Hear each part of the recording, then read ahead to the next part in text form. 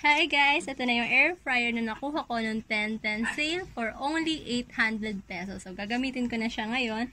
Ang lulutuin ko ngayon is potato hash brown. Nilagay ko na siya para salang na lang. So, gagayahin ko na lang kung ilan yung sa french fries. Yung temperature niya. So, 200.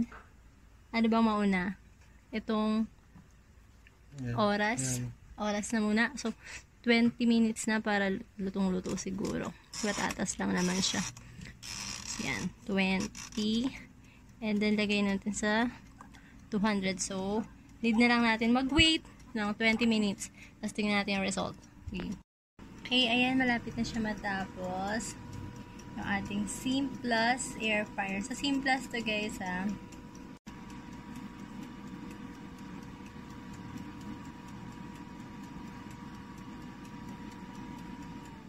Okay. Ayan, let's see. Tanan. Wow! Ayan, sure naman ako lutong-luto na yan, pati sa loob niyan. Yung mas healthy siya pag sa air fryer kasi kasi walang oil, 'di ba? Kaya